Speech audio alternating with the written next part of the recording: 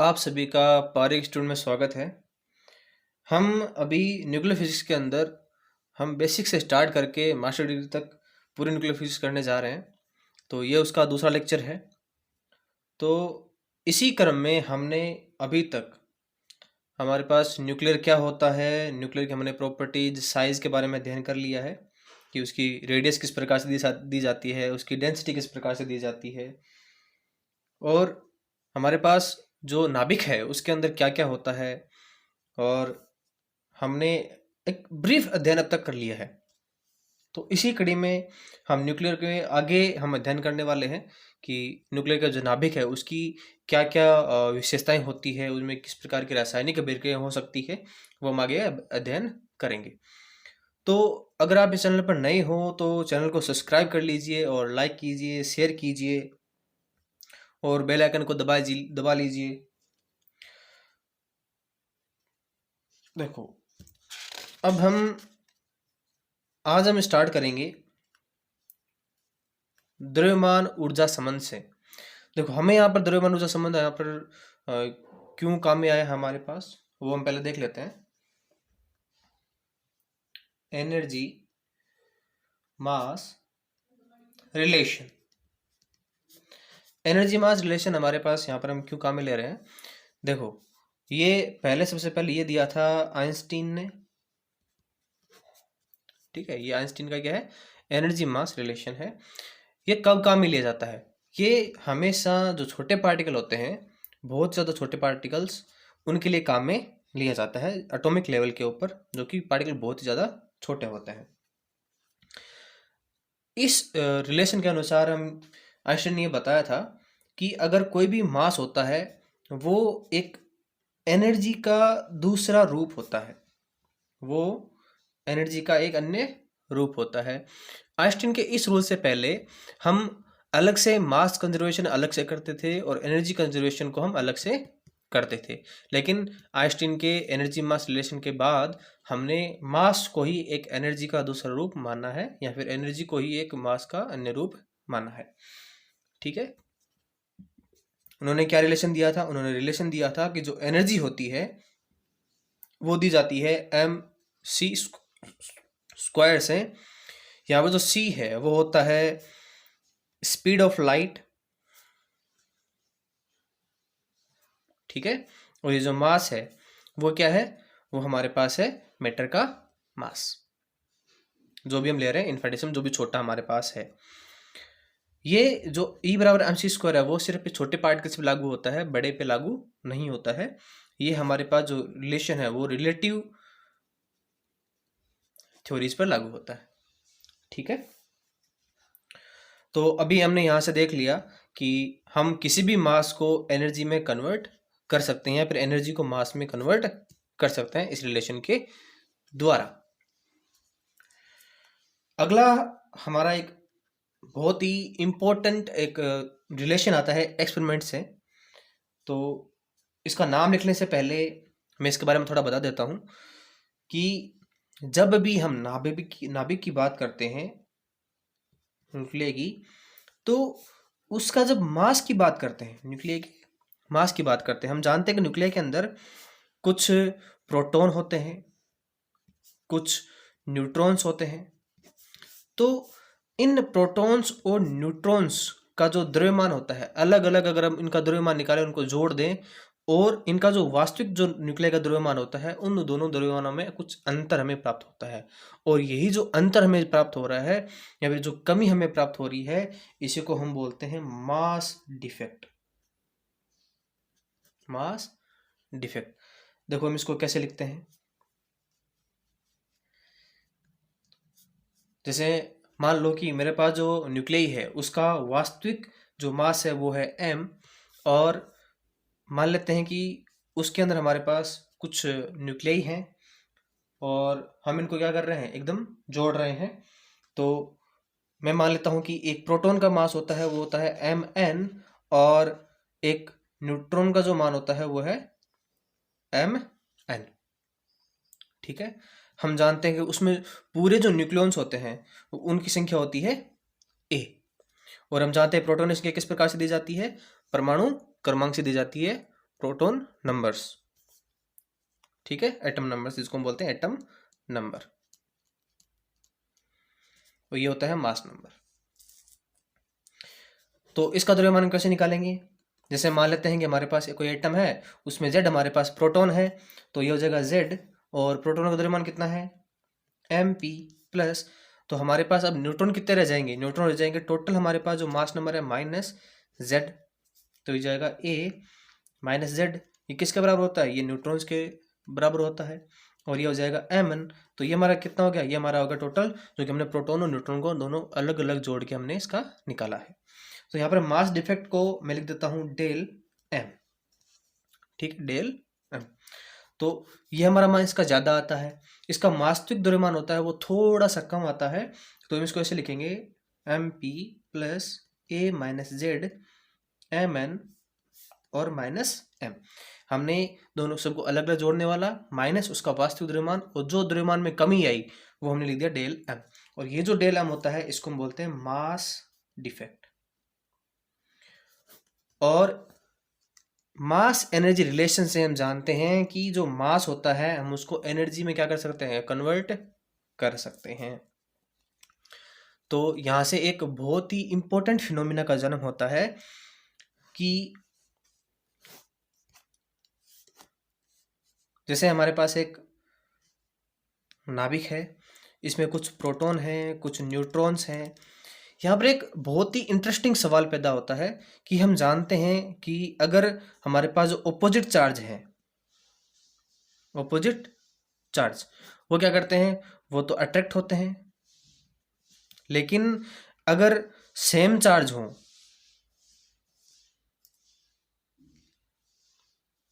तो उनमें क्या होगा, उनमें होगा रिपल, ठीक है। लेकिन हम जानते हैं नाभिक के अंदर कोई भी ऑपोजिट चार्ज नहीं होता, या तो उसमें होता है न्यूट्रल चार्ज या फिर उसमें होता है सेम चार्ज, मतलब पॉजिटिव चार्ज। तो पॉजिटिव चार्ज क्या करना चाहिए, एक दूसरे को रिपल करना चाहिए।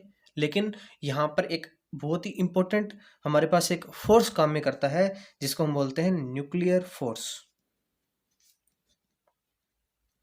Nuclear force.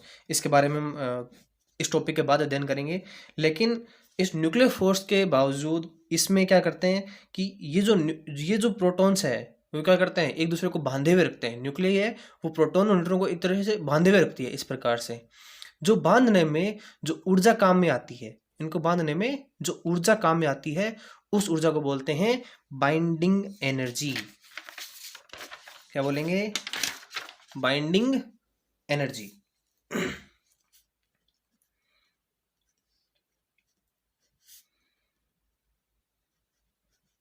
बाइंडिंग एनर्जी क्या होती है, नाभिक में प्रोटॉनों और न्यूट्रॉनों को बांधने वाली ऊर्जा। कौन सी ऊर्जा, वो एनर्जी जो कि प्रोटॉनों और न्यूट्रॉनों को एक ही न्यूक्लियर में बांध के रखती है। इस प्रकार से क्या कर लेगी, उनको बांध के रखेगी, और जो बांधने में जो ऊर्जा काम में आ रही है उसी को हम बोलते हैं बाइंडिंग एनर्जी। और बाइंडिंग एनर्जी को हम कैपिटल बी से रिप्रेजेंट करते हैं। आया समझ में? अब देखो बाइंडिंग एनर्जी क्या होगी, ये एनर्जी है बी, और हमें पता है कि उसका जो मास में जो अंतर आया है डेलम, वो किसकी वजह से आया है, वो इसी की वजह से आया है, बाइंडिंग एनर्जी की वजह से ही ये क्या है, ये हमारे पास ये मास में अंतर आया है। क्योंकि पहले हम ये मानते थे कि मास और एनर्जी दो अलग अलग चीजें हैं, लेकिन आइंस्टीन ने बताया कि मास और एनर्जी दोनों एक ही एनर्जी के फॉर्म है, दोनों एक ही फॉर्म है। तो अगर मास में जो कमी हो रही है इसका मतलब क्या है कि यहाँ पर एनर्जी में भी क्या हो रही है, कमी हो रही है। अब एक एनर्जी क्यों होगी, क्योंकि जब उनको बांधा जाता है तो कुछ एनर्जी क्या हो जाती है, उससे रिलीज हो जाती है, कुछ एनर्जी उससे बाहर चली जाती है। अगर हम क्या कर दें, इसी मास के तुल्य अगर उसको एनर्जी उसको न्यूक्लियर को दे दें तो वो क्या हो जाएगा, वो न्यूक्लियर पूरा टूट जाएगा और वो प्रोटॉन और न्यूट्रॉन अलग अलग हो जाएंगे। तो वो एनर्जी कितनी होनी चाहिए, हमने देखा कि E बराबर क्या होगा, डेल एम और सी स्क्वायर। E बराबर डेल एम और सी स्क्वायर। तो एनर्जी कितनी आ जाएगी, E बराबर डेल एम का मान जानते हैं कि वो होगा m p plus a minus z m n minus m और सी स्क्वायर। ये हमारा क्या हुआ, ये हमारा आ गया एनर्जी। अगर हमें एनर्जी निकालनी हो कि हमारी जो बाइंडिंग एनर्जी है वो कितनी होगी, तो वो इस प्रकार से दी जाती है। यहाँ पर मैं ई लिख रहा हूँ तो इसको मैं बी भी लिख सकता हूँ। ठीक है, तो बाइंडिंग एनर्जी समझ में आ गई। बाइंडिंग एनर्जी क्या होती है कि किसी भी न्यूक्लियस में प्रोटॉन और न्यूट्रॉन को बांध के रखने वाली एनर्जी को हम बाइंडिंग एनर्जी कहते हैं। यहाँ पर बांध रखने वाली, इसको इस प्रकार से भी कह सकते हैं। इसको अगर दूसरी परिभाषा दें तो ऐसा भी कह सकते हैं कि किसी भी नाभिक को तोड़ने के लिए, किसी भी नाभिक को तोड़ने के लिए दी जाने वाली ऊर्जा भी क्या होती है, बाइंडिंग एनर्जी होती है। ठीक है, दोनों एक ही चीज है, लेकिन वास्तविकता में ऐसा नहीं होता है। हम ऐसे किसी भी न्यूक्लियाई को तोड़ नहीं सकते हैं, ये भी आपको एक्सेप्ट करना होगा। देखो ये चीज हमारे पास क्या है, थोड़ी सी कन्वीनियंट नहीं है, तो उसके लिए हम क्या करते हैं, उसके लिए हम नई टर्म का यहाँ पर उपयोग करते हैं, binding energy per nucleon. Binding energy per nucleon. देखो यहाँ पर मैं न्यूक्लियन का इस्तेमाल 2-3 बार कर दिया। न्यूक्लियंस क्या होते हैं, नाभिक के अंदर जो भी हमारे पास होते हैं कण, उन सभी को हम न्यूक्लियन कहते हैं। प्रोटॉन और न्यूट्रॉन को हम न्यूक्लियन कहते हैं। प्रोटॉन भी एक प्रकार का न्यूक्लियन है और न्यूट्रॉन है वो भी एक न्यूक्लियन है। तो यहाँ पर न्यूक्लियन का मतलब यहाँ पर प्रोटॉन और न्यूट्रॉन दोनों से है। यहाँ पर कई बार आप मिस अंडरस्टैंडिंग कर जाते हैं कि न्यूक्लियन का मतलब प्रोटॉन और एक न्यूट्रॉन होगा, दोनों सम्मिलित रूप में नहीं होते हैं। न्यूक्लियन का मतलब कुछ भी हो सकता है, प्रोटॉन भी हो सकता है और न्यूट्रॉन भी हो सकता है। तो binding energy per nucleon, binding energy per nucleon क्या होगी, इसको हम बी बार से रिप्रेजेंट करेंगे और हमारे पास जो टोटल जो बाइंडिंग एनर्जी है उसमें हम क्या कर देंगे, उसके पूरे हमारे पास जो मास नंबर है उसमें जितने भी न्यूक्लियंस हैं, टोटल न्यूक्लियंस कितने हो जाएंगे, उसके मास नंबर के बराबर होते हैं ए। तो हम क्या कर देंगे, बी में ए का भाग लगा देंगे, तो हमारे पास क्या आ जाएगी, ये आ जाएगी बाइंडिंग एनर्जी पर न्यूक्लियन। ठीक है, तो बाइंडिंग एनर्जी पर न्यूक्लियन क्या होती है, नाभिक में से किसी एक न्यूक्लियन को बाहर निकालने में दी गई ऊर्जा, या फिर ऐसे कह सकते हैं कि हमारे पास मान लो ये नाभिक है और इसमें एन प्रकार के न्यूक्लियंस हैं, तो अगर हम इसमें बी बार अगर एनर्जी देंगे तो वो एनर्जी जो एक यहाँ से न्यूक्लियंस को बाहर निकाल दे, चाहे वो प्रोटॉन हो चाहे न्यूट्रॉन हो, तो बाइंडिंग एनर्जी पर न्यूक्लियन क्या है, एक न्यूक्लियन को नाभिक से बाहर निकालने के लिए दी गई ऊर्जा। और हम जानते हैं कि किसी नाभिक को हम जितनी ज़्यादा ऊर्जा देंगे एक न्यूक्लियन को बाहर निकालने के लिए, तो वो नाभिक उतना ही ज़्यादा स्थायित्व को प्राप्त होता है। तो ऐसा कह सकते हैं, मान लो ऐसे हमारे पास मान लो 4-5 ऐसे न्यूक्लियंस हैं, उनको मैंने थोड़ी सी ऊर्जा दी, एकदम मामूली सी मैंने ऊर्जा दी, मतलब कम ऊर्जा दी, और इसे क्या हो गया, एक न्यूक्लियन बाहर निकल गया। इसका मतलब क्या, ये जो नाभिक था वो कम स्थायी था, कम स्थायी था। लेकिन अगर मुझे इस नाभिक में से अगर मुझे बहुत ज़्यादा अगर ऊर्जा देनी पड़े, मतलब ई का जो बी का मान है या फिर बी बार का मान है वो क्या वो ज़्यादा हो, तो यह नाभिक क्या होगा, उतना ही ज़्यादा स्थायी होगा। मतलब ये ज़्यादा ऊर्जा लेके भी अपने में से एक न्यूक्लियन को बाहर निकालने के लिए राजी नहीं है। ठीक है, तो स्थायित्व का मतलब समझ गए।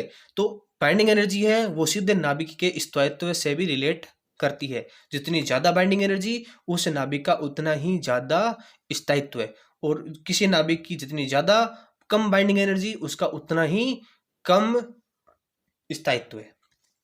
बाइंडिंग एनर्जी मतलब ये नहीं है, बाइंडिंग एनर्जी पर न्यूक्लियन हम इसकी बात कर रहे हैं। बाइंडिंग एनर्जी पर न्यूक्लियन का मान जितना ज़्यादा उतना ही वो नाभिक उतना ही ज़्यादा स्थायी, बाइंडिंग एनर्जी पर न्यूक्लियन का मान जितना कम वो नाभिक उतना ही कम स्थायी। ठीक है, अब देखो अगर मैं क्या करूं, एक ग्राफ बनाऊं बाइंडिंग एनर्जी पर न्यूक्लियन और इनके टोटल न्यूक्लियंस या फिर मास नंबर के बीच में, तो यहाँ पर बनाने से अच्छा है मैं आपको दो चित्र ऐसे दिखा देता हूँ। एक दिखा देता हूँ आपको आपकी 12th क्लास से। देखो ये हमारा जो डायग्राम है वो किसके बीच में है, वो है यहाँ पे लिखा हुआ है बिल्डिंग एनर्जी। बिल्डिंग एनर्जी बोल दो चाहे बाइंडिंग एनर्जी बोल दो, दोनों सेम चीज़ है, दोनों में कोई फर्क नहीं है। तो बिल्डिंग एनर्जी पर न्यूक्लियन जो कि मेगा इलेक्ट्रॉन वोल्ट में है, यहाँ पर दी गई है। मेगा इलेक्ट्रॉन मतलब बाइंडिंग एनर्जी पर न्यूक्लियन का मतलब होगा बी बार, ये हमारे बी बार है, और यहाँ पर हमारा है मास नंबर। देखो यहाँ पर है हाइड्रोजन, यहाँ पर deuterium, tritium, lithium, nitrogen, oxygen और इस प्रकार से आगे जाके सबसे ज़्यादा है आयरन, जिसका मास नंबर है 56, और फिर वापस से क्या होती है, कम होती है। तो ये हमारा बाइंडिंग एनर्जी और ए में हमारा ये रिलेशन है। ठीक है, अब देखो इसको मैं समझाता हूँ।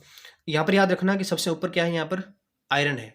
ठीक है, पहले बढ़ रहा है फिर कम हो रहा है। हम आपको एक और डायग्राम दिखा देते हैं।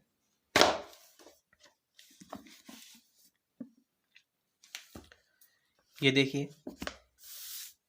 ठीक है, ये भी क्या है, मास नंबर, और बी ए यहाँ पर क्या है, बाइंडिंग एनर्जी पर न्यूक्लियन। ठीक है, इन mega electron volt per nucleon है, ये हमारी एनर्जी दी गई है। तो यहाँ पर भी क्या हो रहा है, पहले एनर्जी बढ़ रही है पर न्यूक्लियन, और फिर बाद में एक बार मैक्सिमम हो जाती है, मैक्सिमम लगभग हो जाती है, देखो 56 पर, है ना, और फिर वापस से क्या हो जाती है, कम हो जाती है। तो इस ग्राफ से हम देखो क्या निष्कर्ष निकाल सकते हैं, वो निष्कर्ष देख लेते हैं। एक रफ डायग्राम में बना देता हूँ। ये हमारा ए है और ये हमारा बी बार है। तो पहले जो एनर्जी होगी वो ऐसे प्रकार से बढ़ेगी, फिर थोड़ी कम, फिर ज़्यादा, फिर कम, थोड़ी ज़्यादा, ऐसे चलती चलती, और फिर ऐसे एक बार मैक्सिमम हो जाएगी, फिर हाँ कम हो जाती है। तो यहाँ पर मान लेते हैं 9, और यहाँ पर मान लेते हैं 8, और फिर 7 6 5 4 3 2 1। ठीक है, ये जो एनर्जी है वो है मेगा इलेक्ट्रॉन वोल्ट के अंदर। ठीक है, सबसे ऊपर हमारे पास है आयरन, जिसका एटॉमिक नंबर है 56। यहाँ से हमारे पास कुछ अजम्पशन है, इस डायग्राम को देख के हम कुछ निष्कर्ष निकालेंगे कि इस डायग्राम से हमें क्या क्या निष्कर्ष हमें निकलते हैं। तो पहला निष्कर्ष यही है कि बाइंडिंग एनर्जी को जब हम प्लॉट करते हैं इसके ए के साथ में, तो पहला कुछ भाग है वो क्या है, धीरे धीरे पहले बढ़ता है, फिर धीरे धीरे कम होता है। पहली चीज समझ में आई, ग्राफ पहले बढ़ता है, फिर एक उच्चिष्ट को प्राप्त करता है, फिर धीरे धीरे कम होता है। दूसरा पॉइंट क्या होता है कि बाइंडिंग एनर्जी का जो मान है वो देखो, यहाँ पर हमारे पास आवर्त सारणी में सॉरी, जो ये वाला जो मान है इसमें हमारा जो लगभग जो ये वाला पार्ट है, देखो ये वाला पार्ट, आयरन वाला पार्ट, ये क्या हो रहा है, 56 पे जा रहा है ए का मान। तो ए बराबर 56 पे इसका मान उच्चिष्ट को प्राप्त होता है। तीसरा पॉइंट, यहाँ से देखो, मान लेते देखो ए का मान यहाँ से आ रहा है और ये लगभग 30 यहाँ पर आ रहा है। ठीक है, ये वाला 30 है, और ये मान लेते हैं कि ये वाला पार्ट यहाँ पर 170 है ए का मान। ठीक है, तो जो ए का मान है वो लगभग 30 से बड़ा और 170 के बीच में लगभग बराबर रहता है। जो बाइंडिंग एनर्जी है उसका मान क्या रहेगा, लगभग बराबर बी बार का मान, 30 से 170 के बीच में।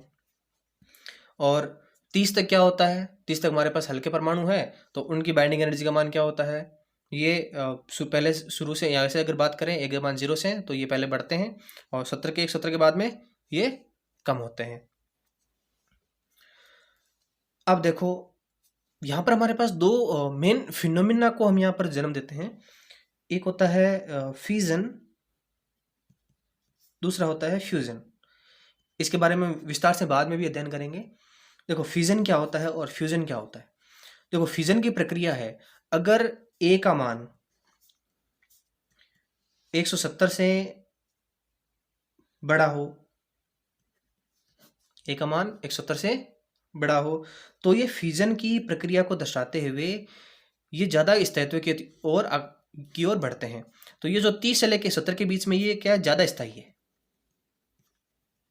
क्यों? क्योंकि उनकी जो बाइंडिंग एनर्जी का मान है वो बहुत ज़्यादा है। यहाँ पर देखो बाइंडिंग एनर्जी का मान है, मैंने पहले बताया था, बाइंडिंग एनर्जी का मान यहाँ पर क्या है, बहुत ही ज़्यादा है। तो क्या हो जाएगा कि जो फ्यूजन की प्रक्रिया होगी, जब ए का मान 170 से ज़्यादा होगा तो ये टूटेंगे, और टूट के ये इस वाले रीजन के वाले जो परमाणु है उनमें कन्वर्ट होने की कोशिश करेंगे और ज़्यादा स्थायित्व को प्राप्त करने की कोशिश करेंगे। और जो हल्के नाभिक है, ये वाले जिनका मान 30 से कम है, वो फ्यूजन की प्रक्रिया को दर्शाते हैं, ताकि ये यहाँ से जुड़ के और ज़्यादा स्थायित्व की ओर बढ़ सकें। तो ये वाले जो है वो दर्शाते हैं फ्यूजन की प्रक्रिया, और ये वाले जो पार्ट हैं ये दर्शाते हैं हमारे पास फिजन की प्रक्रिया। तो एक बात हमें क्लियर हो गई कि फ्यूजन में क्या होता है, बड़े नाभिक टूट के हल्के नाभिक या फिर ज़्यादा स्थायित्व के नाभिकों की ओर टूटते हैं, और फ्यूजन में क्या होता है, हल्के नाभिक आपस में जुड़कर भारी नाभिकों में परिवर्तित होकर स्थायित्व को प्राप्त करने की कोशिश करते हैं। यहाँ तक समझ में आया। अब यदि हम बात करें कि ज़्यादा स्थायित्व क्या है, देखो इस वाले में सबसे ज़्यादा जो स्थायित्व होता है वो होता है आयरन का। लेकिन अगर हम नई खोजों की बात करें तो हमारे पास जो निकल है 62, निकल को सबसे ज़्यादा स्थायित्व माना गया है। क्यों? क्योंकि वैज्ञानिकों ने यह माना है कि निकल की जो पर न्यूक्लियर बाइंडिंग एनर्जी है वो होती है 8.8 मेगा इलेक्ट्रॉन वोल्ट के बराबर।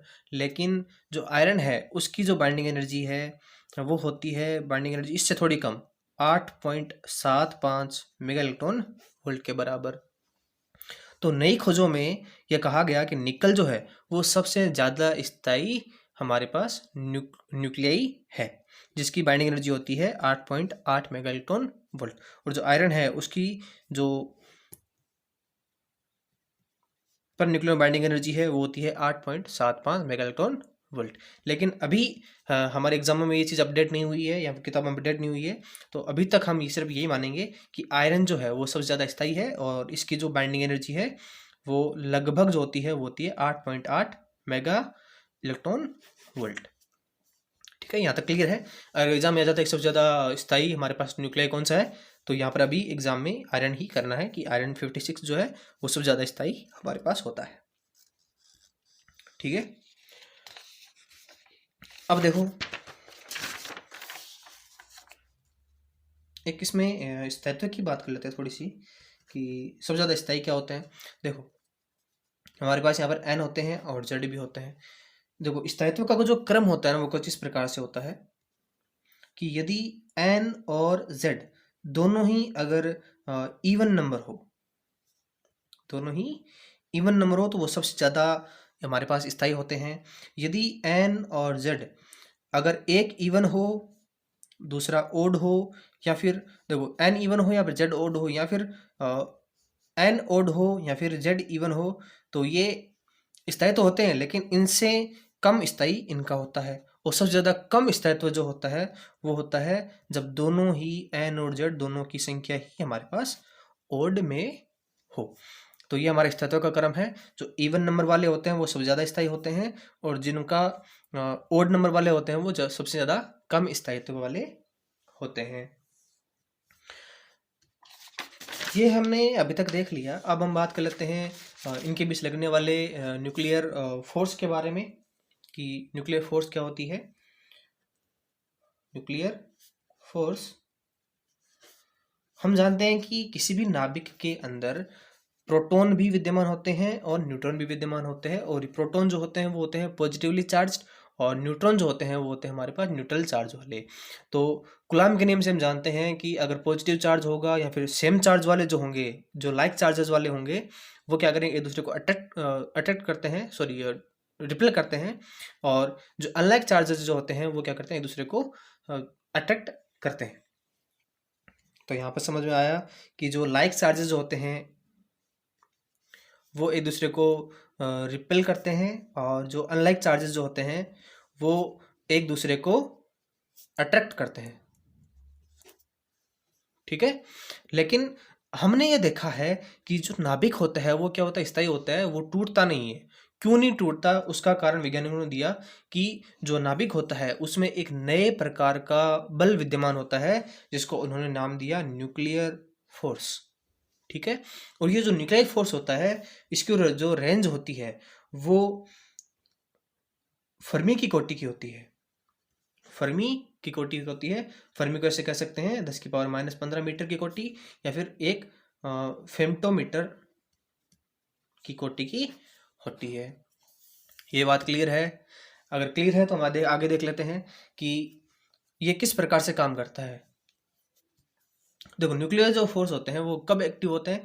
देखो न्यूक्लियर फोर्स जितने ज़्यादा स्ट्रोंग होते हैं उनकी रेंज भी उतनी ही कम होती है। हम जानते हैं कि प्रकृति में सबसे ज़्यादा जो कमज़ोर बल है वो होता है हमारे पास गुरुत्वाकर्षण बल, लेकिन उसकी रेंज जो होती है वो इन्फिनिटी होती है। लेकिन प्रकृति में सबसे ज़्यादा जो मजबूत बल है, जो स्ट्रॉन्गेस्ट बल है, वो होता है हमारा स्ट्रॉन्गेस्ट न्यूक्लियर फोर्स। और जो न्यूक्लियर फोर्स है उसकी रेंज जो होती है वो बहुत ही ज़्यादा छोटी होती है। यहाँ पर कह सकते हैं कि फर्मी की रेंज की होती है। आ गया समझ में? अब देखो कि जब भी हम दो प्रोटोनों को पास पास लेके आते हैं, एक बात और याद रखना कि जो न्यूक्लियर फोर्स होते हैं वो चार्ज से इंडिपेंडेंट होते हैं। इंडिपेंडेंट होते हैं, चार्ज इंडिपेंडेंट होते हैं, मतलब ये प्रोटॉन प्रोटॉन के बीच में, प्रोटॉन न्यूट्रॉन के बीच में और न्यूट्रॉन न्यूट्रॉन के बीच में एक समान से ही कार्य करते हैं। ये जो पूरा न्यूक्लियई है, जो न्यूक्लियर फोर्स है, वो पूरे न्यूक्लियई पर इफेक्ट नहीं करता है, बल्कि ये अपने जो नेबरहुड जो होता है केवल उसमें ही इफेक्ट करता है।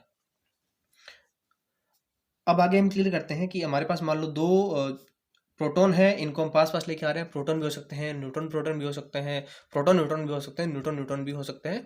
तो यहाँ पर हमें कोई मतलब नहीं है, यहाँ पर हम दो न्यूक्लियॉन्स की बात करते हैं। हम जब दो न्यूक्लियॉन्स को आस पास में लेके आते हैं तो इनके बीच का जो फोर्स है वो क्या हो जाता है?